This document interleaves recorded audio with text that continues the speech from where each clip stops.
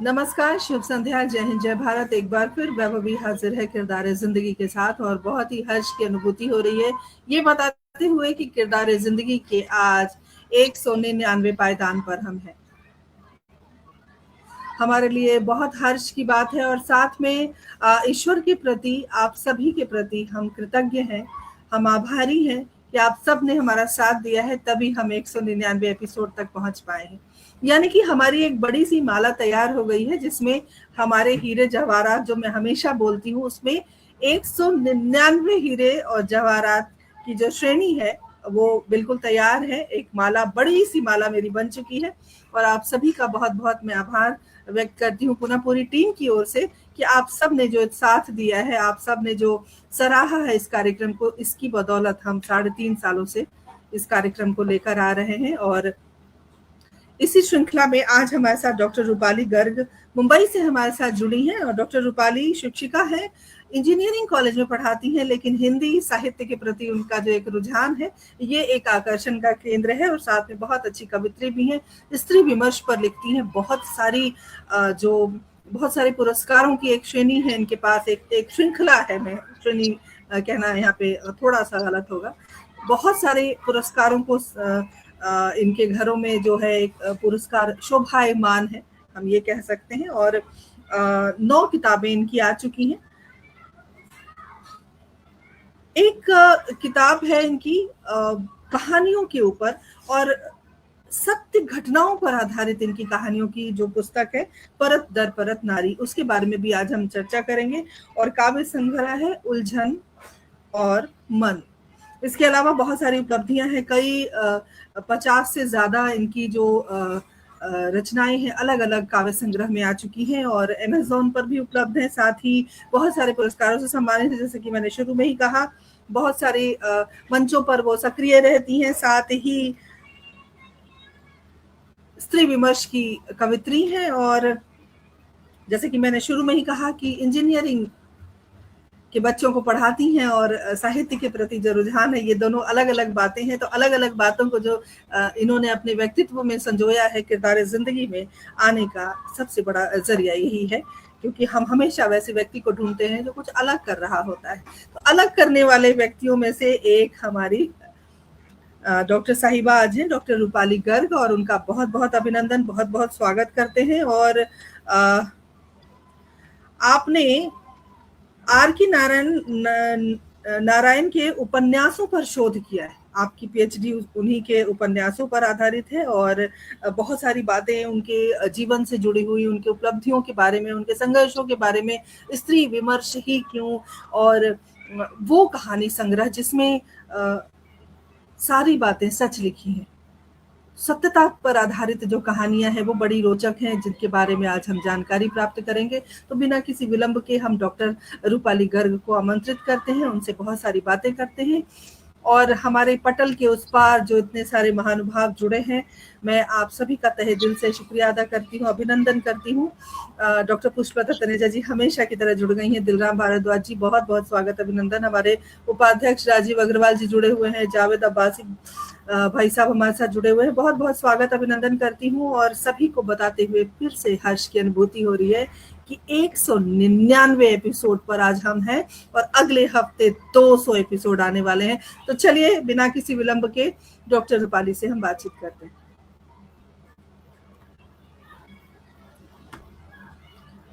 बहुत बहुत स्वागत अभिनंदन करती हूँ रूपाली जी, और हमारे इस कार्यक्रम की शोभा बढ़ाने के लिए आपका बहुत बहुत शुक्रिया, आपने समय दिया। और आज हम बहुत गदगद हैं क्योंकि आज हमारा 199 एपिसोड है। बहुत बहुत आभार आपका। और पहले तो आपको बधाई हो कि आपका 199 एपिसोड हो गया है, क्योंकि कोई भी एपिसोड हो या कुछ भी चीजों को, उसके पीछे कितना संघर्ष होता है। केवल सबको दिखाई देता है कि हाँ इतना कुछ हो गया, लेकिन 1 से लेकर 199 तक उस श्रृंखला को आगे तक बढ़ाना कितना भारी काम है। ये उसके पीछे जो मेहनत होती है वो सिर्फ करने वाले को पता होता है। देखने वाला को लगता है कि हाँ इतने सारा एपिसोड हो गया है। बिल्कुल सही कह रही हैं आप। पूरी टीम की लगन है, पूरी टीम मेरी सशक्त है और पूरी टीम का जो सहयोग है जिसकी वजह से आज हम इस मकाम तक पहुंचे हैं और आपको हमने आमंत्रित किया है।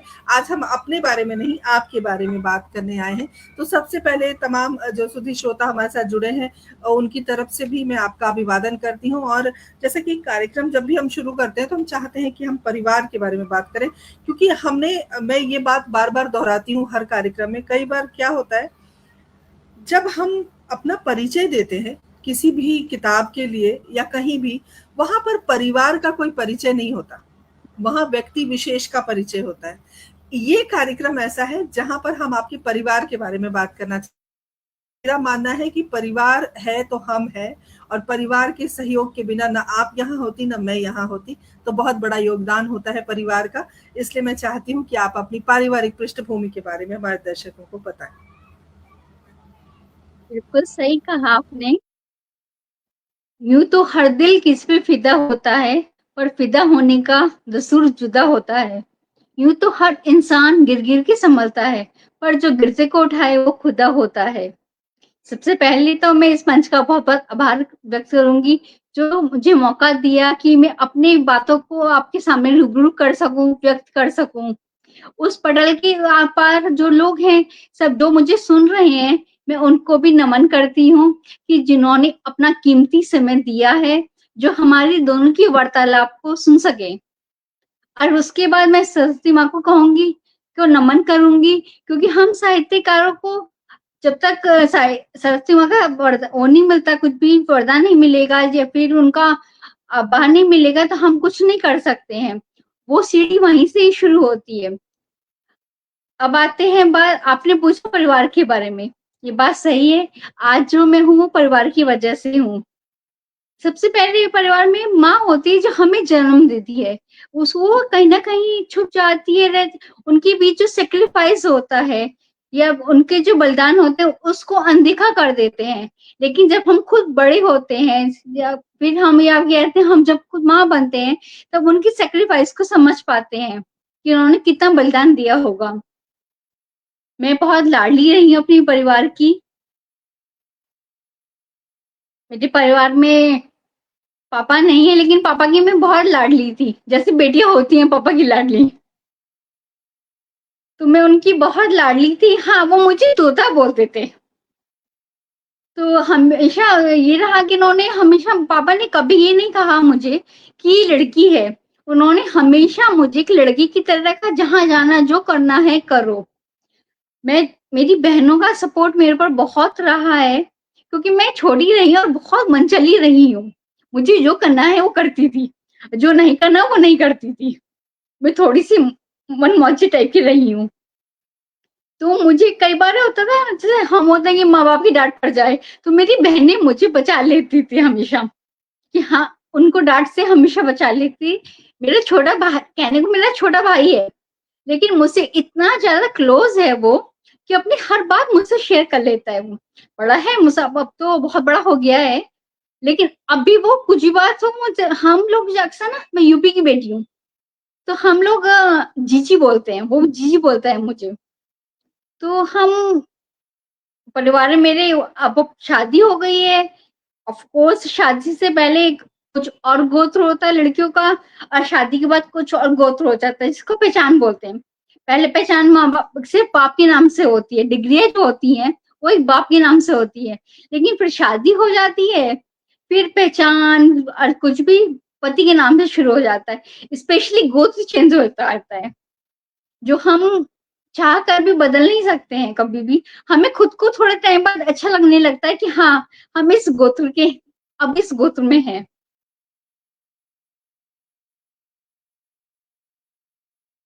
मैं अपने परिवार के बारे में बस बिल्कुल नहीं सही कहा बोलूंगी और आपने। ज्यादा कुछ नहीं। लेकिन रूपाली जी, बिल्कुल सही कहा आपने। देखिए शादी के बाद गोत्र बदल जाता है, नाम बदल जाता है, सरनेम बदल जाता है, सब कुछ बदल जाता है। और ऐसी परिस्थिति में जो एक महिला होती है, जो एक नारी होती है, वो अपने आप को ढाल लेती है, हर परिस्थिति में ढाल लेती है। ये देखिए मुझे लगता है कि ये ईश्वर की एक बहुत खूबसूरत रचना है महिला, जो अपने माँ बाप के घर को भी सींचती है और ससुराल में आकर उसमें रच बस जाती है, और ताउम्र पूरी जिंदगी एक दूसरे घर में रहकर दूसरे घर को सजाना संवारना, ये कोई कल्पना सी लगती है कभी कभी। ये जैसे कि आपने कहा कि मैं आपका परिचय पढ़ रही थी, आप स्त्री विमर्श के लिए लिखती हैं, तो ये भी एक विमर्श है कि कहाँ हम पैदा होते हैं और कहाँ हम अपनी आखिरी सांस हम कहाँ लेते हैं, और कहते हैं ना, पहली सांस हमने कहाँ ली और आखिरी कहाँ ली। तो ये ईश्वर की एक अद्भुत रचना है, और आपकी ये बात पे संसार मैं का नियम है, एक हमारे छोटी साथ। सी वो सुनाती हूँ। आपकी बात है कि मेरी कहानी किताब है पर पढ़ा सुना रही है, उसके बारे में कुछ सुनाती हूँ आपको। एक बरगद का पेड़ था, उसकी टहनियां तोड़ के बार बार कहीं लगा दी जाती थी। कुछ समय बाद वो होता मुरझाती थी, फिर धीरे धीरे वो वहां से उपजा हो जाती थी, उग जाती थी। लेकिन उस बरगद को ये लगता था कि हाँ, मेरे बीच की जो टहनी है वो तोड़ दी गई है। धीरे धीरे ऐसी करके सारी टहनियां तोड़ी जाने लगी, धीरे धीरे तोड़ के अलग अलग पौधों में लगा दी गई। धीरे धीरे वो मुरझाई, फिर धीरे धीरे वो परिपक्व हो गई। अब उस बरगद का पेड़ एक पिता है और टहनियां बेटियां हैं।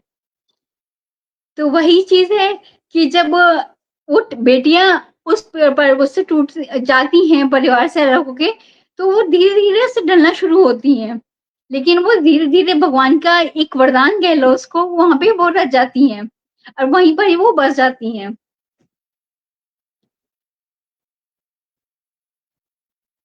बिल्कुल सही कहा डॉक्टर रूपाली आपने। और हमारे साथ मनोज जी जुड़ गए हैं, रीता गौतम जी हमारे साथ जुड़ गई हैं, अभिनंदन करती हूँ, आपका स्वागत है। हमारे मुख्य सलाहकार आदरणीय सुन शर्मा सागर जी, मेरे बड़े भाई साहब जुड़ गए हैं, बहुत बहुत स्वागत अभिनंदन आप सभी का। हमारे साथ इसी प्रकार जुड़े रहें, बने रहें, और आप सभी का बहुत बहुत अभिनंदन। आप हैं तो हम हैं, और आपकी वजह से ही ये कार्यक्रम लगातार चल रहा है। और आप सभी को 199 एपिसोड की बहुत बहुत शुभकामनाएं, यानी कि 199 किरदार आज हमारे बीच हैं। डॉक्टर रूपाली, जैसे कि आपकी जो पढ़ाई हुई है, एक तो आपने उपन्यासों पर शोध किया, लेकिन आप पढ़ाती इंजीनियरिंग कॉलेज में हैं, तो ये एक अलग चीज, मतलब अलग क्षेत्र। शोध आपका किसी और विषय पर है, पढ़ाना आपका कहीं और हो रहा है, साहित्य के प्रति रुझान आपका है, कविताएं आप लिखती हैं, तो ये सब चमत्कार कैसे हुआ, हमारे दर्शकों को जरा बताएं इसके बारे में। पहले तो मैं आपको बता दूं, जो शोध है पीएचडी, वो मैंने आर के नारायण की नॉवेल्स के ऊपर किया है। तो इसलिए अगर मैं इंजीनियरिंग पढ़ा रही हूँ तो वही मेरा टॉपिक भी है, उसी टॉपिक से रिलेटेड में पढ़ा रही हूँ। सेकंड थिंग आता है कि हाँ, मैं साहित्य से जुड़ी हूँ। जो हमारी जो भावनाएं होती हैं या हमारे जो विचार होते हैं, उसको हम व्यक्त सिर्फ हिंदी में ही कर सकते हैं। इंग्लिश में क्या होता है कि छोटे छोटे शब्द बोल दिए जाते हैं, लेकिन जो हमारी भावनाएं होती हैं वो हम सिर्फ हिंदी में बोल सकते हैं, उसको हिंदी में लिख सकते हैं। अब रिसेंटली एक केस हुआ था, अभी कल ही हुआ है वो, जो लखनऊ में हुआ है। बच्चे वो, देखा जाए तो बच्चे सिर्फ अपने एक भविष्य को बनाने गए थे। अब हमें नहीं, किसी की माँ बाप ने कुछ किया होगा, किसी ने कुछ किया होगा, सबको ये चाहिए कि हाँ, कि हमारे बच्चे का भविष्य सुधर जाए। लेकिन जो टीचर्स हैं वहां के, उन्होंने ये तो सिखा दिया, मैंने आज अपनी क्लास में बोली चीज, उन्होंने चीज तो सिखा दी है कि हमें जो आगे आने वाली पीढ़ी है या बच्चे हैं उनको कैसे पढ़ाना है, भविष्य कैसे बनाना है। लेकिन उनको ये चीज नहीं बताई कि अगर कुछ परिस्थिति आती है, कुछ आपके ऊपर, आपको किस तरीके से अपना जीवन बचाना है। इस चक्कर में उन बेचारे बच्चों ने अपना जीवन खो दिया। अब खाली केवल हम लोगों ने सोचा कि उन्होंने जीवन तो खो दिया, लेकिन उसके बीच की जो माँ बाप जो इतना बड़े बच्चे को करते हैं, या उन्होंने किसी ने खेत बेचा होगा, किसी ने अपने जेवर बेचे होंगे कि बच्चे का भविष्य बन जाए। किसी को क्या पता था भविष्य के साथ प्रशासन खिलवाड़ कर रहा है कि उनके साथ कुछ और हो जाएगा। तो वही चीज है कि हम जो अपने विचारों को व्यक्त कर सकते हैं वो मैं सिर्फ हिंदी में कर सकती हूँ। जो मैं इतना कुछ लिख सकती हूँ वो मैं हिंदी में ही लिख सकती हूँ। एक और चीज बताती हूँ आपको, जब मैं पीएचडी करती, पीएचडी से पहले एमए किया जाता है। अब जब मैं एमए के नोट्स होते, इंग्लिश के नोट्स थे मेरे पास, पढ़ते पढ़ते कई बार होता है ना, फेडअप हो जाते हैं कि पढ़ रहे हैं बट हम फेडअप हो गए। अब मुझे जो एक सुकून मिलता था, जो एक अच्छा लगता था मुझे उसमें लिखना, नोट्स में इतना कुछ लिखा पड़ा है, हिंदी का इतना कुछ लिखा, तब से मुझे एक जुनून जो होता है, एक सुकून जो होना चाहिए, वो मुझे वहां से आया। जब ये लड़ाइयाँ हुई थी, हिंदू मुस्लिम लड़ाई हुई थी अयोध्या की बाबरी मस्जिद को लेकर, तभी मैंने जब न्यूज देख रही थी मैं, तो ये दिख रहा था कि हाँ, कि जो न्यूज चल रही है कि आखिर कसूर किसका है, ना हिंदू का ना मुसलमान का, सब अपने अपने विचार भी व्यक्त कर रहे हैं, सब अपने बारे में बोल रहे हैं। तो मेरे अंदर से जो लिखने की कला है, कहना चाहिए, वो वहां से ही आई है। जो मैंने अपनी पहली कविता लिखी थी तभी लिखी थी, उसके बाद तो मैं लिखती चली गई।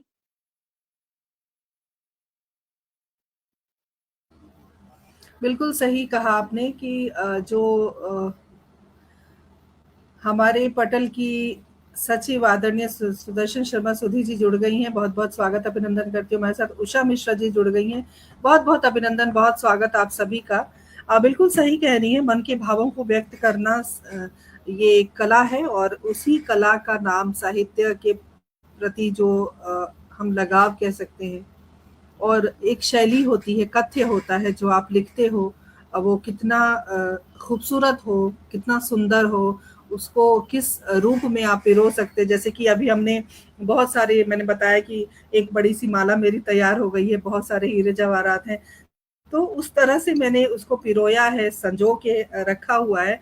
तो साहित्य भी उसी तरह है, एक खूबसूरत माला है जिसमें बहुत सारी विधाएं हैं, बहुत कुछ है लिखने पढ़ने के लिए, सोचने समझने के लिए।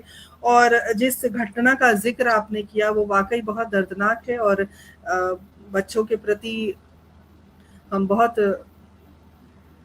क्या कहूँ, कई बार शब्द कम पड़ जाते हैं। बच्चों के साथ जो भी हुआ गलत हुआ, और दोषी जो भी हैं उनको दंडित करना बहुत ज़रूरी है। और मुझे लगता है कि अब समय आ गया है, हर मैं समय को बहुत मानती हूँ डॉक्टर गर्ग, और मुझे लगता है कि जब समय जिस चीज़ का आता है वो काम अपने आप हो जाता है। पिछले 10 वर्षों से उस जगह के लिए एक नोटिस जारी किया गया था, लखनऊ की जहाँ बात हो रही है, और बिल्डिंग डाली है। वो सुनते नहीं थे। अब जाके इतना बड़ा हादसा होने के बाद अब हम क्या कह सकते हैं, माँ बाप कितने चाव से, कितने प्यार से बच्चों को पढ़ने के लिए भेजते हैं कि बच्चे तभी क्यों सुना लायक बनेंगे, तभी क्यों समाज प्रशासन में। जागता है, तभी प्रशासन क्यों जब चाहता कोई है, हादसा जब हो कुछ जाता है होता तभी, है, कुछ हाँ, ये घटित बड़े होता है। दुर्भाग्य, बहुत दुर्भाग्य है ये कि जब हादसा हो जाता है उसके बाद लोग इस तरह से मजबूर है बच्चों को भेजने के लिए इस तरह की संस्थान में जहां पर एग्जिट नहीं है। तो कई बार ना डॉक्टर गर्ग, हमारे पास शब्द नहीं होते कि हम क्या संवेदना व्यक्त करें, हम क्या कहें। बस ईश्वर उनके सभी बच्चों को अपने श्री चरणों में स्थान दे, और शीघ्र उन्हें इस दुनिया में दोबारा जन्म दें, ताकि वो जो जिंदगी वो नहीं जी पाए वो अच्छे से जी पाए। और चलिए, इस कार्यक्रम को हम आगे बढ़ाते हैं। और एक सवाल मेरा डॉक्टर गर्ग आपसे ये भी है कि जो 2 किताबें हैं आपकी, एक तो जो कहानी संग्रह है, परत दर परत नारी, आपने बताया कि उसमें जितनी भी कहानियां हैं वो बिल्कुल क्या कहते हैं, यथार्थ की कहानियां हैं, सत्य घटनाओं पर आधारित कहानियां हैं। तो इसके बारे में हमारे दर्शकों को बताएं कि ये किस तरह की कहानियां हैं, और कैसे ये सत्य घटनाओं पर हैं, क्या कुछ आपके आसपास या जो आपने देखा उसको आपने अपनी कहानी में जगह दी है। हमारे दर्शक जरूर जानना चाहेंगे इसके बारे में। मैं बचपन से ही बहुत संवेदनशील रही हूँ, तो जो भी मैंने आसपास घटना देखी, जो घटित हुआ, उसको मैंने अपनी किताबों में लिख दिया। जो चीज मैंने देखी वही लिखा है, जो मैंने फील किया। ये नहीं कहती कि मैंने अपनी स्टोरी लिखी, लेकिन मैंने, होता क्या है ना, हमारे आसपास जो घटित होता है, जो दिखाई देता है, मैं उसको शब्दों पे रो देती हूँ। मेरे अंदर एक सागर सा चलता रहता है, उसकी जो लहरें हैं वो शब्द बन जाते हैं। अब बस वही शब्द का रूप, कभी कविता, कभी लेख, कभी कहानी, किसी न किसी चीज में ले लेते हैं। अब बात आती है कि हाँ, इस बुक में क्या लिखा हुआ है। मैंने इस बुक में कुछ शादी से पहले जो मैंने देखा है, कि हाँ, कि कैसे एक एक लड़की की कहानी है उसमें भी, उसने किस तरह से संघर्ष किया है, उसकी संघर्ष की कहानी है। या फिर एक कहानी ऐसी है उसमें कि आप कोई एक लड़की कुछ बनना चाहती है, उसकी लाइफ में कितनी सारी प्रॉब्लम्स आती हैं, लेकिन उसका जो लक्ष्य है वो एक बड़ा है, लक्ष्य बड़ा हुआ है, उसने अपने लक्ष्य को नहीं छोड़ा है। तो उसने वो कहानी वाली है, उसने लक्ष्य को नहीं छोड़ा है। दूसरी चीज होती है कि जैसे मैंने बोला कि जो हमारी शादी के बाद, शादी से पहले लड़कियों का गोत्र कुछ और होता है और शादी के बाद गोत्र कुछ और हो जाता है। पर जो औरतें होती हैं, माएँ जो होती हैं स्पेशली, वो अपने बच्चों के लिए कुछ भी कर सकती हैं, वो कुछ भी करने के लिए तैयार रहती हैं। वो उस चीज को भूल जाती हैं कि उनके साथ क्या घटित हुआ है, क्या चीज हुआ है। उनके भगवान कहते हैं ना कि उनको एक अलग से ही दिल दिया है, वरदान दिया है कि वो सब कुछ भूल जाती हैं। उन्हें याद ही नहीं रहता कि वो उनके साथ क्या हुआ है। उनका कुछ अगर कुछ करना सोच रही है कुछ करने की, उनके सामने चेहरा माँ एक अपने बच्चों का आ जाता है। तो वो कहानी वही है, उस चीज को रिलेटेड जो मैंने देखा। मैं थोड़ा सा जो अब ज्यादातर मैं, अगर मैं श्रीमर्श पे लिखती हूँ ज्यादातर, तो वही है कि जो मैंने देखा है बचपन से, एक मोन की भाषा को देखा है, एक बलिदान देखा है, या फिर जो हमारे घर के सामने एक पार्क है, तो मैं वहां पे क्या होता है कि अक्सर बहुत सारी लेडीज बैठी रहती हैं। अब मैं उस पार्क में ज्यादातर वॉक करती हूँ। उसका भी एक रीजन है, एक तो वॉक भी होती है और एक और रीजन है, मुझे सबकी बातें सुनने को मिलती हैं। तो सबकी बातें जो सुनती हूँ अलग अलग, ऑफ कोर्स कि हाँ, हम लोग न्यूक्लियर फैमिली में रहते हैं, तो सब अलग अलग प्रांत के लोग हैं, सबकी अलग अलग भाषाएं, अलग अलग विचार हैं। तो उनके जो विचारों को मुझे देखने के लिए मिलता है, उनकी, उसको मैं बस पहले वहां सोच लेती हूँ, फिर उसका घर आके थोड़ी देर तक सोचती हूँ उस चीज को, फिर बस उसको अपने शब्दों पर रो देती हूँ। भावनाएं उन लोगों की होती है, शब्द मेरे होते हैं, बस इतना फर्क होता है। तो मेरी जो वो किताब है उसमें भी यही है कि भावनाएं किसी और की हैं, शब्द मेरे हैं। मेरी दूसरी एक और किताब आई है उलझन और मन, वो काव्य संग्रह है। उसमें ज्यादातर जो मैंने कविताएं लिखी हैं वो नारी के ऊपर लिखी हैं, अब जीवन के ऊपर भी है उसमें। एक कविता ऐसी है जो मैंने अपने पापा के लिए लिखी थी, तो जिसका विशेष है कि विरह की वेदना। तो उसमें अक्सर यही होता है कि हाँ, नारी विमर्श के लिए मैं ज्यादा क्यों लिखती हूँ, नारी पर लिखती हूँ, कि उसमें जो हम नारियां होती हैं, एक अलग सा ही एक अलग सा ही बोध होता है उनके अंदर, कि जो भगवान ने जो फीलिंग्स दी हैं, जो उनके अंदर एक कठोरता है, अंदर से बहुत वो कमजोर है, लेकिन जब अपनों पे आए तो वो कुछ मानती नहीं। एक छोटी सी कहानी और सुनाते हैं कविता। नारी कभी कुछ कहती नहीं, नारी कभी कुछ कहती नहीं, पर सब कुछ वो जानती है, पर सब कुछ वो जानती है, तभी तो रिश्तों की मोती पिरोती रहती है, तभी तो रिश्तों की मोती पिरोती रहती है।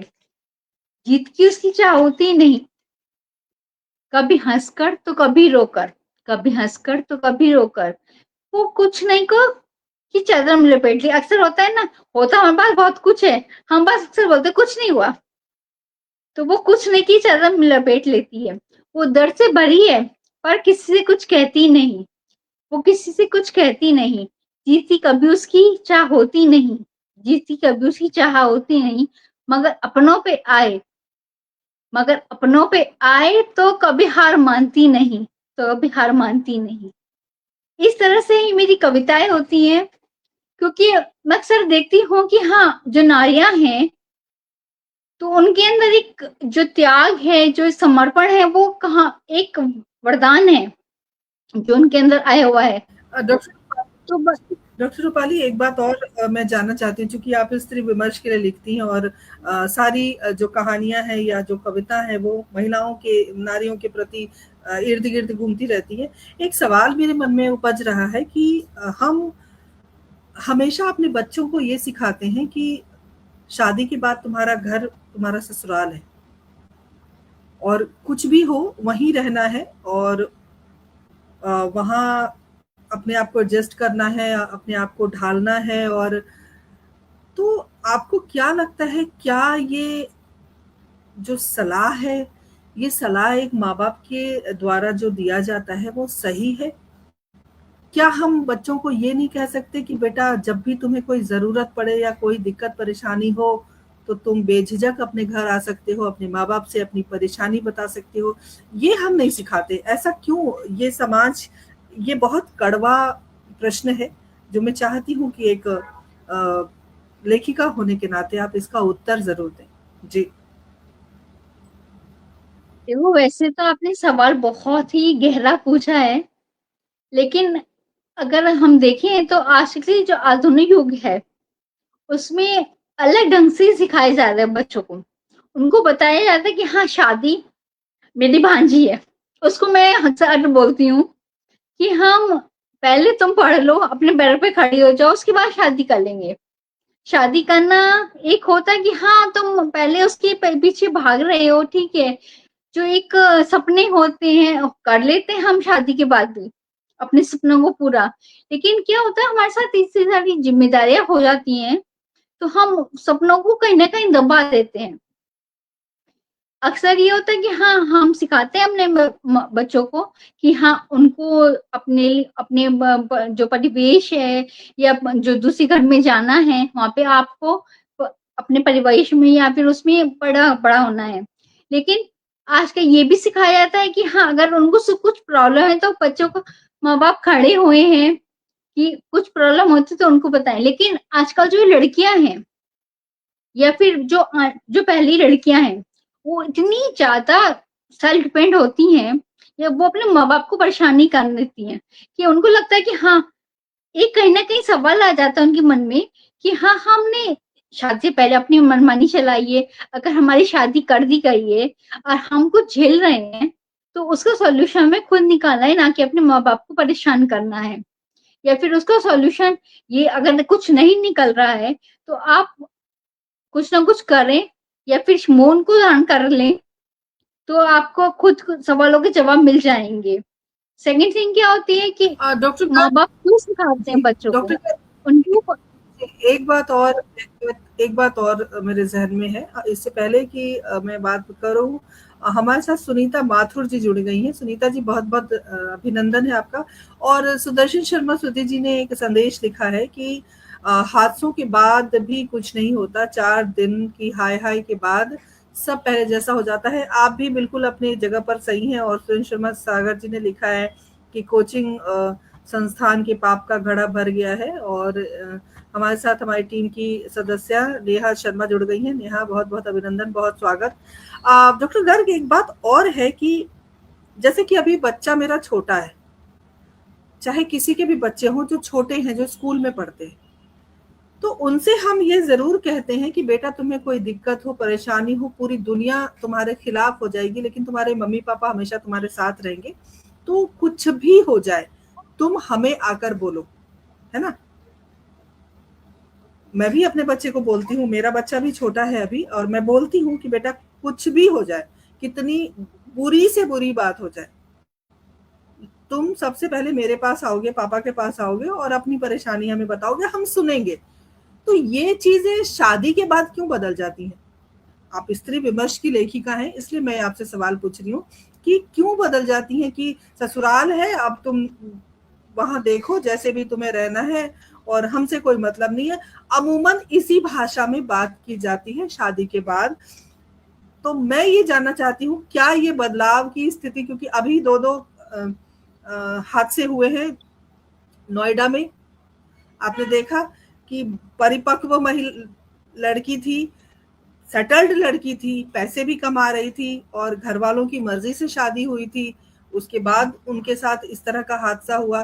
तो ये जो आंकड़े हैं या ये जो कारण है, मैं सिर्फ इतना जानना चाहती हूँ एक लेखिका होने के नाते क्या हम एक आप अपनी तरफ से अपील कर सकती हैं माँ-बाप के लिए कि चूँकि हम ये कहें कि तुम अगर सही हो तो हम तुम्हारे साथ हैं। इतना ही कहना है बस। देखिए, पहले तो जितने भी जुड़े हुए हैं सबको मैं बहुत बहुत नमन करती हूँ, क्योंकि आपकी वजह से हमें प्रेरणा मिलती है कि आपकी वजह से हम कुछ आगे बढ़ सकते हैं। जब तक आप लोग का सहयोग नहीं होगा, हम कुछ नहीं है। सेकंड थिंग आपने पूछा कि हाँ शादी के बाद क्यों चीजें चेंज होती हैं। पहली चीज तो ये है कि माँ बाप को समाज इतना ज्यादा प्रेशराइज कर देता है कि उनको ना चाह कर भी अपनी बेटी को दूसरे घर में भेजना पड़ता है। अक्सर मैंने देखा है कि माँ बाप क्या कहते हैं, अगर बेटी कुछ पढ़ना चाहती है, कुछ छोटे मतलब कुछ कपड़े पहनती है या कहीं घूमने जाना चाहती है, तो अक्सर माँ बाप कहते हैं बेटा तुम्हारी शादी हो जाएगी, माँ बाप बेटे अपने पति के साथ जहाँ घूमना वहां घूमना। पति बोलता है कि आप तुमने जब अपनी मायके में नहीं घूमा तो यहाँ क्या घूमोगे। तो वो बेचारी लड़की बेचारी क्या करे, वो तो एक दो पार्टों में पिस गया है। सेम थिंग लड़के के साथ भी होता है, वो भी तो दो पार्टों में पिसा हुआ है। एक अगर वो माँ को ना देखे तो मुसीबत, अगर बीवी को ना देखे तो मुसीबत, क्योंकि उसके पास इतनी सारी उम्मीदें होती हैं बीवी के पास कि वो दूसरा घर छोड़कर, एक घर छोड़कर दूसरे घर में आई है। सेम चीज है, अगर आपने कहा हम अपने माँ बाप को बच्चों को सिखाते हैं कि हाँ कि जो आने वाली पीढ़ी है या कुछ भी प्रॉब्लम होती है हमसे आके कहो। मैं भी अपने बच्चों को बोलती हूँ कि कुछ भी प्रॉब्लम हो तो कुछ हमें आके बोलो। लेकिन एक और चीज है, हम कब तक बच्चों को स्पून फीडिंग करेंगे। उनको हमें सिखाना है कि कुछ भी परिस्थिति आती है तो आपको किस तरह से हैंडल करना है। मेरी बेटी छोटी है लेकिन मैंने उसको एक लड़ाकू विमान की तरह बना दिया है कि अपने आप ही इसे हैंडल करके आओ। क्यों बना दिया है कि कल दिन को वो दूसरे घर में जाना है, तो अगर कुछ परिस्थिति आती है, कुछ प्रॉब्लम आती है तो वो झेले नहीं। उसे पता है कि हाँ किस तरीके से उस तरीके से चीजों को झेलना है, करना है। बहुत अच्छी बात आपने बहुत अच्छी बात कही कि परिस्थिति से लड़ना सिखाना है, परिस्थिति से भागना नहीं सिखाना है अपने बच्चों को। डॉक्टर गर्ग, जिस तरह से बातचीत चल रही है बहुत अच्छा लग रहा है, और स्त्री विमर्श की जो बातें हम कर रहे हैं या अपने अपने एक अपना नजरिया होता है, एक दृष्टिकोण होता है, किस तरह से हम किस बात को लेते हैं और क्या कुछ अपनी कहानियों में लिखते हैं। अच्छा, आपकी जो कहानियां हैं वो वेब सीरीज के लिए भी चुनी गई हैं। तो मैं जानना चाहती हूँ कि आपने बेटियों पर आधारित 2 कहानियाँ लिखी हैं जो वेब सीरीज पर चुनी गई हैं। तो मैं चाहती हूँ कि उसके बारे में भी हमारे दर्शकों को आप बताएं। जब बेटियां होती है, ये हर माँ को पता है कि बेटा जो होता है बड़ा होता है, फिर हम जो कुछ शेयर करना है वो बेटियां ही शेयर करती हैं। बेटियां जो होती हैं वो घर में चहकती रहती हैं, तो घर में ऐसे होता लगता है, बहुत वीरान सा लगता है। जैसी बेटियां आ जाती हैं अलग सा माहौल हो जाता है। या फिर जब शादी हो जाए, अक्सर देखा है कि जब शादी हो जाती है हम 2 मिनट भी माँ से बात कर लें, माँ की आवाज सुन लें, तो ऐसा लगता है हमारा बस हमारे अंदर जो एक तूफान था वो शांत हो गया। वो इतने अच्छे से समझा देती हैं कि ऐसा लगता है कि हम आज भी बच्चे हैं, हम आज ही बड़े नहीं हुए हैं। तो इसी को ही देखते हुए जो मैंने फील किया, जो मैंने देखा है, मेरी बेटी को देखती हूँ तो उस चीज को लेकर मैंने लिखा। अब अपने जो इसको इतनी फीलिंग्स को व्यक्त किया मैंने, जो मैंने खुद को महसूस किया उसको मैंने लिखा। अब वो वेब सीरीज वालों को कुछ ज्यादा पसंद आ गई है मेरी लिखी हुई, उसके बारे में उसको आगे उन्होंने उसको आगे लिख दिया, बढ़ा दिया गया। अक्सर उन्होंने कहाँ पर उन्होंने की स्टोरी की लाइन दी थी। ये वेब सीरीज कब आने वाली है ओटीटी प्लेटफॉर्म पे? ये आ चुकी है मैम। अच्छा, क्या नाम है उसका? 2 सीरीज हैं, एक तो है समझौता और एक है नारी विमर्श। अच्छा, तो ये कौन से प्लेटफॉर्म पे है? हम चाहेंगे हमारे दर्शकों तक ये बात पहुंचे और वो भी जरूर देखें इसको। ये बेटियां करके एक वेब सीरीज है, उस पे ही है ये। उस पे मैंने अपनी कहानी लिखी, बस उन्होंने अच्छा। मेरी कहानी को दूसरे पास, मतलब होता है ना जो जिसको एआई बोलते हैं, उन्होंने एआई का सहारा लेकर हम्म। इसको मेरी जो कहानी थी हम्म। उसको पात्र बनाए दिखाए हैं। लेकिन मुझे वो अच्छा लगा कि हाँ पीछे जो कहानी है, जो मुझे सुन के अच्छा लगा बहुत, कि हाँ मेरी जो कहानी है वो आगे बढ़ी है। एक प्रेरणा चलिए, बहुत मिलती है अच्छी कि बात है हम हमारे साथ। आप एक जी, प्रेरणा मिलती है जब आपकी कहानी कुछ आगे बढ़ती है, कुछ लिखा जाता है, तो आपको अच्छा लगता है खुद से लिखने को, एक मन करता है कि आगे और कुछ लिखा जाए। बिल्कुल, मैं बिल्कुल। बोलती रहती हूँ, बहुत आप सारी बोलिए। शुभकामनाएँ हमारी आपके साथ। जी, डॉक्टर अविनाश भारती हमारे साथ जुड़ गए हैं, बहुत-बहुत अभिनंदन करती हूँ, स्वागत करती हूँ। अम, डॉक्टर गर्ग, जैसे कि अभी बातचीत हमारी चल रही थी, तो महिलाओं के लिए इतनी सारी बातें हमने की और इतना कुछ हमने जाना, समझा आपको। अ, अगर एक सवाल ये हो कि आने वाले समय में आप अपने आप को कहाँ देखना चाहती हैं? क्या कुछ आपके जीवन का लक्ष्य है, जो शायद अभी पूरा हुआ हो या होने वाला हो या आप करना चाहती हैं? तो क्या आप हमारे दर्शकों से साझा करेंगी, क्या करना चाहती हैं आप ज़िंदगी में? इंसान की इच्छाएं कभी पूरी नहीं होती, एक के बाद एक इच्छाएं चलती रहती हैं। लेकिन हाँ, ये कहूंगी मैं कि जैसे मेरे सारे साहित्य संकलन आए हैं या पुरस्कार मिले हैं, लेकिन मुझे कहीं ना कहीं एक सेटिस्फेक्शन नहीं है। क्यों नहीं है? क्योंकि एक जो कहना चाहिए कि हाँ, मुझे भीड़ का हिस्सा नहीं बनना है। ऐसा लगता है कि हाँ, एक भीड़ है। मैं जब अपने अपने पुरस्कारों को देखती हूँ, एक अंदर से खुशी नहीं होती है। क्यों खुशी नहीं होती? वो एक लगता है कि हाँ ठीक है, कर लिया जितना करना था। अब मन करता है कि हाँ, अब दुनिया मुझे जाने। अभी तक तो सारे पढ़ा जानते थे, या फिर मैं जो लिख रही थी उसको जानते हैं, लेकिन अब मेरे मन करता है कि हाँ, मुझे और दुनिया जाने, मेरे विचारों को, मेरी जो एक कहानियां हैं, मेरे जो विचार हैं, उसको मैं आगे तक पहुंचा पाऊं, लोगों तक पहुंचा पाऊं। बस यही को मेरा उद्देश्य रहता है। और एक बहुत माँ सुंदर, का बहुत अच्छी उद्देश्य होता बात है आपने कि कही और एक माँ का उद्देश्य भी होता है कि उसके बच्चे कुछ बन जाए। मैं कभी ये नहीं चाहती कि हाँ, मेरे बच्चे बहुत सक्सेस हो। मैं हमेशा चाहती हूँ कि वो एक अच्छे इंसान बने, कि वो जब अच्छे इंसान बन जाएंगे तो ऑटोमेटिकली वो कुछ भी बन जाएंगे। जब एक अच्छे इंसान होंगे, जो आजकल हम देखते हैं ना कि कुछ ना कुछ, चाहे लड़के हों चाहे लड़कियां हों, वो गलत फायदा उठाते हैं। तो अगर वो अच्छाइयाँ होगी उनके अंदर तो गलत फायदा उठाएंगे ही नहीं। तो मैं यही चाहती हूँ हमेशा ही बहुत अच्छे इंसान बने। हाँ, मेरे बच्चे मुझसे हर चीज शेयर करते हैं, I am lucky for that. तो वो हर चीज बताते हैं, तो उनको लगता है कि हाँ, मुझे भी अपना दोस्त मानते हैं हमेशा, कि हमसे शेयर। अब मुझे लगता है कि वो कब तक शेयर करेंगे, मैं खुद ही मना कर देती हूँ उनसे कि बेटा, अब आपने मुझसे बहुत कुछ शेयर कर लिया, अब तुम अपनी लाइफ जियो, उसको अच्छी तरह बनो, अब आगे बढ़ो। मेरे बच्चों को मैं इंग्लिश में बात करती हूँ तो अच्छा लगता है, उनको मेरी हिंदी नहीं अच्छी लगती है। क्योंकि आजकल की जो जनरेशन है ना, उनको हिंदी समझ में नहीं आती। हाँ, मैं भगवान से बहुत जुड़ी हुई हूँ। अब मेरे बच्चे उल्टे हैं, दोनों बच्चे उल्टे हैं।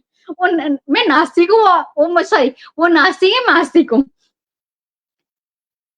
लेकिन ठीक है, वो कभी मुझे ये नहीं टोकते कि ऐसा आप नहीं मम्मी होता, देखिए किधर। मैं मुझे नहीं, मुझे ऐसा लगता है कि बच्चों के अंदर सनातन के प्रति या अपने धर्म के प्रति आस्था होनी चाहिए। अगर वो पूजा नहीं भी करते हैं, पाठ नहीं भी करते हैं, लेकिन वो चीज़ जैसे एक सुपर पावर होता है, एक ईश्वर है और ईश्वर सत्य है। अगर बच्चे उस बात को मानते हैं, बेशक वो फूल ना चढ़ाएं, बेशक वो मंदिर ना जाएं, लेकिन अगर वो अपने धर्म के प्रति आस्था रखते हैं, ईश्वर के प्रति आस्था रखते हैं, इतना मुझे लगता है इनफ है, जरूरी है। प्रवीण कुमार चौहान जी हमारे साथ जुड़ गए, बहुत बहुत अभिनंदन करती हूँ, स्वागत करती हूँ। और अच्छा, डॉक्टर गर्ग, एक सवाल है जो जो बड़ा थोड़ा-सा अटपटा है और आपको शायद अटपटा लगेगा भी, क्योंकि मैं कुछ ऐसा ही पूछने वाली हूँ। मैं आपसे ये जानना चाहती हूँ कि अगर आपको एक दिन के लिए सीएम बना दिया जाए, तो आप क्या बदलाव लाएँगी समाज में?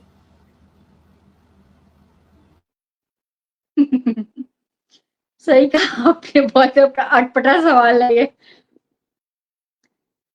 अगर मुझे एक दिन का सीएम बनाया जाए, पहले तो मुझे सीएम नहीं बनना है, मुझे एक साधारण इंसान बनना है। ये अगर मुझे एक सवाल दिन है, का बस सीएम एक बन सवाल है और ये अगर कुछ देखिए, मुझे बनाया चूँकि जाए आप तो सबसे पहले मैं यही चाहूंगी, जो घटनाएं हो रही, जो प्रशासन की भूल हो रही है, चाहे वो मथुरा केस का देख लो, कहीं का भी देख लीजिए आप। तो वो मैं पहले यही चाहूंगी कि ये जो घटनाएं हैं जो कहीं ना कहीं जुड़ी हुई हैं, उन सब चीजों को हटाया जाए, उन सब चीजों को हटाया जाए। और जो भाषण दिए जाते हैं ना कि हम ये करेंगे, हम वो करेंगे, करते कुछ नहीं है। अगर देखा जाए तो जो नेता हैं वो सिर्फ 5 साल काम करते हैं, कि उनको लगता है कि हाँ 5 साल के लिए वो बढ़े, लेकिन वो करते कुछ नहीं। उस टाइम उनको वोट चाहिए होता है, कि वोट के लिए वो आगे बढ़ते हैं, आगे कुछ ना कुछ करते रहते हैं।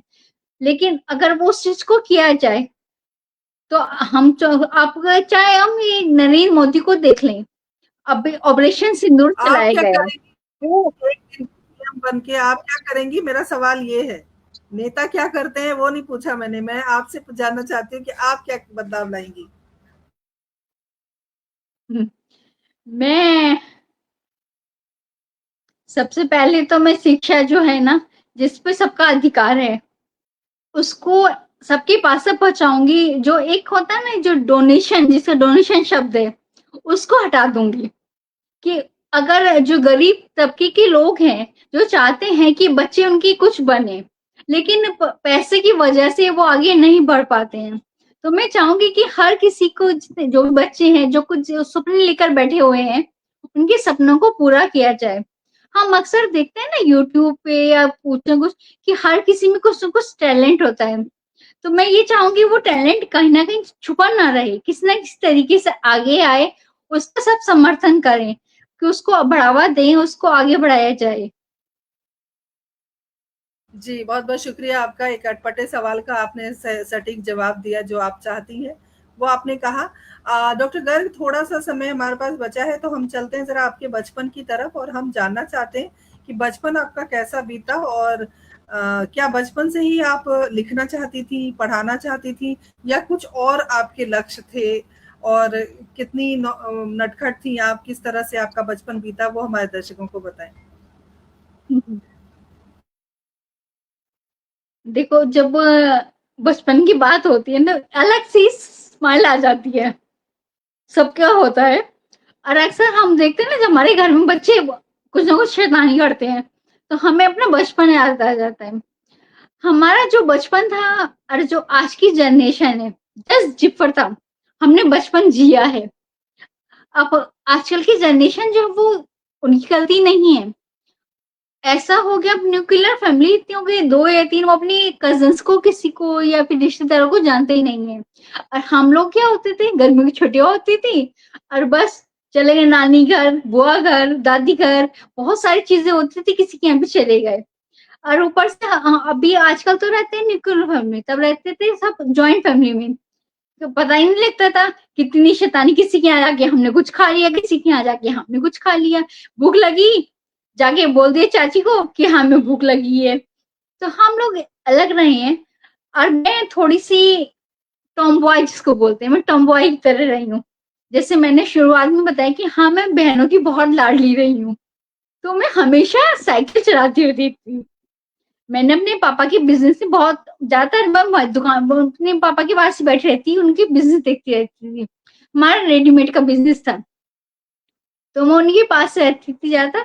जब मेरा मन नहीं लगा तो बस साइकिल लिया और पहुंच गई उनके पास। या फिर मेरी मम्मी को, उनको कुछ बाजार से कुछ मंगाना है, तो एकदम बोलती थी, मैं जाके ले आती थी। अब जो हमारे घर के सामने थे, उनको थोड़ा सा अटपटा लगता था कि जब देखो ये साइकिल निकाल लेती है, और जब ना आप देखती ना, तो आप देखती है निकाल के चल जाती है। एक होता है ना समाज के अंदर कि हाँ लड़की है, लड़कियों की तरह रहे। अब मेरे पापा ने कभी मुझे लड़कियों की तरह रखा ही नहीं, तो मैं उनको, उन्होंने जैसे मेरे पापा ने मुझे बोला है कि अपनी लाइफ को जो, ऐसे अपनी बेटी को बोलती हूँ। तो उस टाइम पे मुझे बेधड़क में जवाब दे देती थी। मैं बोल देती, जब मेरे घर वालों को, मेरे भाई, मेरे माँ बाप को, किसी को परवाह नहीं है, तो तुम्हें क्यों परवाह है? तो मैं बिंदास कहीं भी चली जाती थी। हमारे यहाँ एक मोहल्ला था, जैसे होता है ना उस टाइम में कि वो, अब सबका सर पे होता, उस टाइम पे थोड़ा सा पर्टिकुलर एक जगह थी, एक मोहल्ला था, कि जहाँ पे मोमडन्स रहते थे और हम हिंदू अलग रहते थे। अब मुझे वहां, मेरी फ्रेंड सर्कल बहुत ज्यादा था, मैं अक्सर वहां जाती रहती थी, बहुत जाती थी मैं वहां पे। तो वहां पे एक बाजी बोलते हैं, हम उनको बाजी बोलते थे, बड़ी बहन। तो वो सूट स्टिच करती थी। तो अक्सर मेरी जो बहन थी, जो बड़ी बहन है, सॉरी, जो मेरी बड़ी बहन है, अक्सर बोलती थी हाँ जाओ तुम वहां जा रही है सूट दिलाने, उनको सिलवा देना। तो वो सूट सिल देती थी। तो उन्होंने भी, वहां भी बहुत सारे लोगों ने बोला कि मैं बंसल हूँ, कि बंसल जी आपकी जो लड़की है वो तो पता नहीं कहाँ कहाँ घूमती रहती है, कहाँ कहाँ करती रहती है, आपने बहुत बहुत छूट दे रखी है उसको। तो हमेशा मेरे माँ बाप बस यही कहते हैं, मुझे एक विश्वास है, भरोसा है अपनी बेटी के ऊपर, इसलिए मैं उसको कहीं भी जान देता हूँ। ये चीज नहीं है, वो मेरा भरोसा कभी नहीं तोड़ेगी। अगर भरोसा है तो आपको उंगली उठाने की कोई जरूरत नहीं है। अगर कोई भी कुछ बोले, आपको जरूरत नहीं है, मैं हूं ना यहाँ पर, तो मुझे कुछ बोलने की जरूरत ही नहीं है। सेम थिंग हुई थी कि हाँ, जैसे मैंने पीएचडी की हुई है। अब हुआ क्या था, जब मैं 10th में थी तो मेरे पापा मुझे हमेशा डॉक्टर बनाना चाहते थे, लेकिन कुछ हमारी आर्थिक स्थिति ऐसी थी कि मैं डॉक्टरेट मतलब बायो नहीं ले पाई, डॉक्टर नहीं पाई बन पाई। लेकिन उस टाइम एक संकल्प ले लिया था मैंने कि एक दृढ़ निश्चय कर लिया था कि हाँ मुझे किसी भी तरीके से डॉक्टर बनना है। तो अब 10th हुआ, 10th के तो ठीक है तब हुआ। अब ऑब्वियस सी बात है कि लंबा समय होता है पीएचडी करनी है तो अब समय बहुत सारा चीज होती नहीं। अब समय ने फिर से करवट ली। अब मेरे पापा की तबीयत बहुत ज्यादा खराब हो गई। अब मुझे उनके बिजनेस को ज्वाइन करना पड़ा। उस टाइम पे भी ताने दिए गए, क्यों दिए गए, कि मैं ज्यादा बिजनेस में वहां बैठी रहती थी। तो जो हमारी जो बिजनेस था उसके जो सामने दूसरे का बिजनेस था, वो ये बोलते थे ये तो सारा दिन अपना बिजनेस करती है, ये क्या पढ़ेगी, 10th कैसे करेगी, ये क्या फेल ही तो हो जाएगी, ज्यादा कुछ क्या करेगी। तो मेरे पापा ने, मुझे आज भी याद है, उनको मेरा रोल नंबर दे दिया था कि मैं नहीं देखूंगा, आप इसका रिजल्ट देखोगे, क्योंकि मुझे अपनी बेटी पे विश्वास है। अब उन्होंने दे तो दिया। अब ठीक है, जब रिजल्ट आया तो थोड़ी सी हार्ट बीट्स मेरी क्या बढ़ बात। गई कि अब पता नहीं रिजल्ट क्या आएगा क्या नहीं आएगा। अब उनका खुद ही उस टाइम भी वैसे फोन नहीं चलते जो आजकल चलते हैं। उस टाइम पे जो एक होता है ना, जो वैसे टेलीकॉम फोन चलते थे, टेलीफोन जिसको बोलते हैं, वो चलते थे। हम्म, तो हम्म। वो घर पे फोन आया। अब जब पापा बात कर रहे थे तो अब मेरी, और नेचुरल सी बात है, मेरी हार्ट बीट्स बढ़ गई। अब पापा ने बात की, बात करके फोन रख दिया। फिर पापा बोलते हैं तूने कॉलेज को टॉप किया है, कि इतने अच्छे ओ से क्या मार्क्स बात है। लाए। तो उन्होंने खुद बोला कि हाँ आपकी बेटी पे मैंने उंगली उठाई थी, मैंने कुछ गलती की है, उसके लिए मैं हमेशा आपसे माफी मांगता हूँ। तो एक उस टाइम पे एक चमक कहनी चाहिए, आंखों में चमक हो या रोशनी हो, कि हाँ मुझे उस टाइम मैंने, और एक एक उम्मीद की किरण और जग गई कि अब तो मुझे पीएचडी करनी है, कुछ भी हो जाए। हाँ ये बात सही है कि जब मैंने पीएचडी की है उसके पीछे बहुत सारे पत्थर आते हैं कि आप कुछ सोच लो करने के लिए, तो बहुत सारे आपके साथ बाधाएं आती हैं। तो वो मेरे साथ भी आई हैं, कुछ ना कुछ कुछ ना कुछ, कभी कुछ, कि हाँ मेरे साथ जो पीएचडी का जो गाइड होते हैं, जो पीएचडी कराते हैं, किसी बहुत सारे गाइडों ने, पापा लेकर गए गाइडों पर, उन्होंने बहुत सारे पैसे मांगे। अब मैं थोड़ी सी सेल्फ डिफेंस, थोड़ी सी अलग टाइप की रही हूँ, मुझे पैसे के लिए, मुझे क्यों पैसे देने फालतू में उनको। तो मेरे पापा ने बोला भी कि कोई बात नहीं, तुम्हें पीएचडी करनी है, कोई बात नहीं, तू पीएचडी करने दे। लेकिन अंदर से मैं तैयार नहीं थी, मैंने मना कर दिया। अगर मेरी नसीब में पीएचडी होगी तो मुझे कहीं ना कहीं से गाइड मिल जाएगा। अब ये बात सुन के, हाँ ये होता ही है ना, माँ बाप को, कोई भी माँ बाप हो तो उनको लगता है कि हाँ एक, इसने एक सोच रखा है कि इसको पीएचडी करनी है, समय को वेस्ट कर रही है। तो उन्होंने सोचा कि इसको बीएड करा देते हैं। हम अक्सर करते हैं ना बच्चों के साथ कि बीएड करा दे। मैंने बीएड का एंट्रेंस भी दिया, लेकिन क्वालिफाई नहीं करा। क्यों? क्योंकि मेरे मन में तो पीएचडी का ही विचार था, मुझे पीएचडी करनी है। तो हम अक्सर बच्चों को भी कहते हैं कि हाँ तुम ये कर लो वो कर लो। तो मैं अपने बच्चों को भी बोलती हूँ वही करो जो तुम्हारा मन करे, क्योंकि वो चीज मैंने खुद झेली है। फिर समय बीता गया।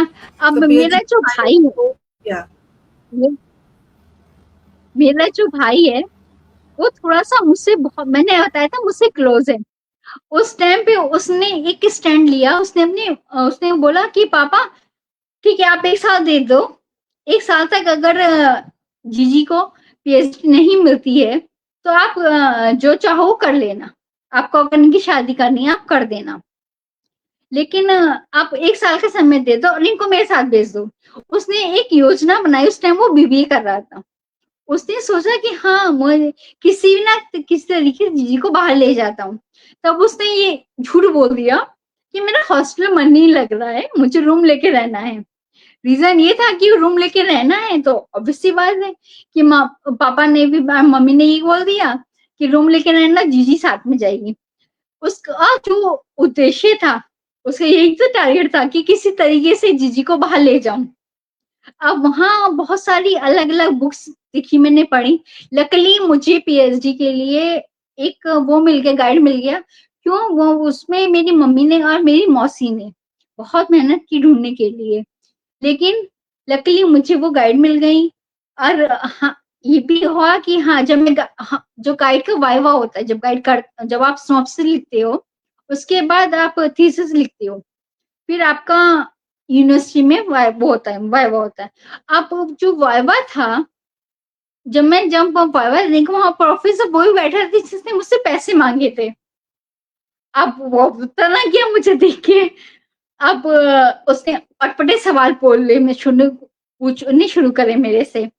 लेकिन हाँ, मैंने इतना कुछ सह लिया था, इतना कुछ जैसे पढ़ मैंने लिया था। आपको, जैसे अभी 50 सवाल आपसे किया कि आप एक दिन का सीएम बनेंगी तो क्या बदलाव करेंगी, उसी तरह के कुछ सवाल उनके रहे होंगे। फिर क्या हुआ? तो उस टाइम तक तो पहले तो मैं शांत हो गई। जैसे अक्सर इंटरव्यू में दिखाते हैं ना कि पहले तो मैं शांत हो, अब उनको मौका मिल गया कि देखो मैं तो पहले कह रहे थे इसको कुछ नहीं आता। पहले तो मैं शांत रही, फिर धीरे-धीरे मैंने उनके सवालों के जवाब दिए। अब इतना कुछ पढ़ लिया था मैंने, उन्होंने जो भी क्वेश्चन पूछा सबका मैंने जवाब दे दिया। उस टाइम पे ठीक है। अब उन्होंने फिर और दूसरी युक्ति सोची कि इसको किसी तरीके से आगे नहीं बढ़ने देना है। लेकिन वही आता ना, एक मन में एक सोच थी कि हाँ मुझे करना है, एक अलग सा डर भी था कि हाँ अब क्या होगा। उन्होंने कह दिया कि जो यूनिवर्सिटी एचओडी है, वहां पे एचओडी जो इंग्लिश का एचओडी है वो इंटरव्यू लेंगे। अब मैं थोड़ी सी फियर में थी, थोड़ा सा डर था कि अब पता नहीं वो क्या पूछने वाले मेरे से, क्या पूछेंगे क्या करेंगे। लेकिन जब मैं उनके सामने की थोड़े से क्वेश्चंस पूछे उन्होंने, लेकिन क्वेश्चन जैसे मैं आपके साथ बहुत ज्यादा फेमिलियर हूँ ना, उन्होंने क्वेश्चन ऐसे नहीं पूछे, बहुत प्यार से बहुत पोलाइटली पूछे। लास्ट में आके पता लगा कि हाँ ठीक है, मुझे पीएचडी की वो मिल गई, उपाधि मिल गई। मेरे पापा बहुत खुश हुए उस टाइम पे। मैं उनका एक व्यक्ति कर सकती, हाँ जो एक होता है उस टाइम में, हाँ उन्होंने मेरी फाइनली गाइड। आप डॉक्टर, बिल्कुल डॉक्टर रूपाली गर्ग आप बन गई फाइनली। आखिर आपके नाम के आगे डॉक्टर लग ही गया, और यही आपके पिताजी का सपना भी था। वो आपको डॉक्टर बनाना चाहते थे। परिस्थितियां देखिए थोड़ी अनुकूल होती है, थोड़ी प्रतिकूल होती है, जिसकी वजह से हम कुछ कर नहीं पाते। डॉक्टर जब तक रूपाली वो आपके साथ बात करके जब बहुत अच्छा तक लगा। मैम एक जी, और चीज, जब तक परिस्थितियां आपके अनुकूल नहीं होंगी ना, तब तक उसका स्वाद पता ही नहीं लगेगा। सक्सेस का स्वाद तभी पता लगता है जब वो परिस्थितियां अनुकूल नहीं होती हैं। बिल्कुल सही कहा आपने डॉक्टर गर्ग। और चलते-चलते हमारे दर्शकों के लिए क्या कहना चाहेंगे आप? देखो दर्शकों के लिए मैं यही कहूंगी कि हाँ मैं एक शिक्षिका भी हूँ, तो मैं ये भी कहूंगी कि अपने पैरों पे खड़े भी हो कि लेकिन हाँ लेखिका भी हूँ, उसके लिए ये कहूंगी कि अगर आपके सपने हैं, आप कुछ करना चाहते हो, अपने सपनों को दबाओ नहीं। अक्सर मेरा, जैसे मैंने बहुत सारी रचनाएं आई हैं, सात संकलन आए हैं, पुरस्कार मिले हैं। ऐसा भी हुआ है कई बार कि मेरी जो रचनाएं हैं उसको सटायर भी मिला है, आलोचना सॉरी आलोचना भी मिली है, या फिर रिजेक्ट भी हुई है। लेकिन घबराना नहीं है उस चीज को, आपको आगे बढ़ते रहना है। जब तक आपको आलोचना मिलेगी, आपको ही तो पता लगेगा ना कि आपकी कमी कहाँ पर है, कहाँ पे आप आगे बढ़ सकती हैं। अगर हम देखें तो सबसे मैं यही बोलूंगी, आप अगर कुछ सोच रहे हैं, कुछ लिखने की कुछ सोच रहे हैं, ये अच्छी बात है कि आप कुछ लिखने का सोच रहे हैं। लेकिन उस उस चीज़ में बहुत सारी चीज़ें होती हैं, खाली केवल ये नहीं होता कि आपने सोच लिया, आप लिख रहे हैं बस। एक आपकी जो लेखनी है, जो दर्शक हैं, उनको भी तो आपको अच्छी लगनी चाहिए। आपको जब वो खुद अच्छी लगेगी, तो दूसरों को भी अच्छी लगनी शुरू होगी। सेकंड थिंग होती है कि जो एक होता है कि आज जो परिस्थितियाँ हैं, उसके बारे में लिखिए। ये नहीं कि आप एक ही टॉपिक पे लिखते रहेंगे। हाँ, मैं स्त्री मोर्च पे भी लिखती हूँ, या फिर जो परिस्थितियाँ हैं, जो मानवता की दिखती है, उसके ऊपर भी लिखती हूँ। जैसे आपने बताया था, मैं विकलांगों के ऊपर भी लिखती हूँ। क्यों लिखती हूँ उनके ऊपर? क्योंकि उनका कुछ कसूर नहीं है, भगवान ने उनको ऐसे बना के भेजा है, लेकिन वो कहीं न कहीं किसी न किसी क्षेत्र में कुछ न कुछ कर रहे हैं, पीछे नहीं हट रहे हैं। वो प्रूफ कर रहे हैं कि हाँ, उनको देखकर और जीने को मन करता है और कुछ करने को मन करता है, कि हाँ, भगवान ने हमें सब कुछ दिया है, तो हम पीछे क्यों रहें? जब वो आप पीछे नहीं है, तो हम पीछे क्यों रहें? मैं अपने अपने दर्शकों को यही कहूँगी कि आप अगर आपके मन में सपने हैं, तो कभी भी उसको पीछे मत छोड़िएगा। कभी भी आगे मत बढ़िए। कभी आप कुछ लिख रहे हैं, तो किसी भी आलोचना से कभी मत घबराइए। आपने आलोचना दी जा रही है, तो आप बस शांत होके, विनम्र होके उस बात को सुनिएगा। क्योंकि सामने वालों को जो कुछ बोल रहा है, उसको सुनना बहुत ज़रूरी है, तभी आप उनके विचारों को अपने शब्दों में व्यक्त कर पाओगे। क्योंकि अगर आप लोगों को बहुत सुनोगे, तभी आप कुछ ना कुछ बोल पाओगे। जी, जी, डॉक्टर रूपाली गर्ग बहुत-बहुत शुक्रिया आपका हमसे जुड़ने के लिए, इतनी सारी बातें करने के लिए, अपने जीवन के उन पलों को साझा करने के लिए जो शायद आप तक ही होंगे या बहुत लोगों को नहीं पता होगा उसके बारे में, हमारे दर्शकों तक अपनी बात पहुँचाने के लिए और हम पूरी टीम की ओर से आपका अभिवादन करते हैं और आपके उज्ज्वल भविष्य की संस्थान के द्वारा कामना करते हैं और तमाम सुधी श्रोता दर्शकों का भी अभिवादन है। 199 एपिसोड आज पूरे हो गए। डॉक्टर रूपाली गर्ग के साथ अगली बार नए किरदार और 200 धमाकेदार एपिसोड। तब तक के लिए आज्ञा दीजिए। नमस्कार, जय हिंद, जय भारत, तो मेरे शुभ लिए रात्रि। मैम, ये तो मेरे लिए बहुत ही शुभ की बात है कि 199 का मैं हिस्सा बनी हूँ।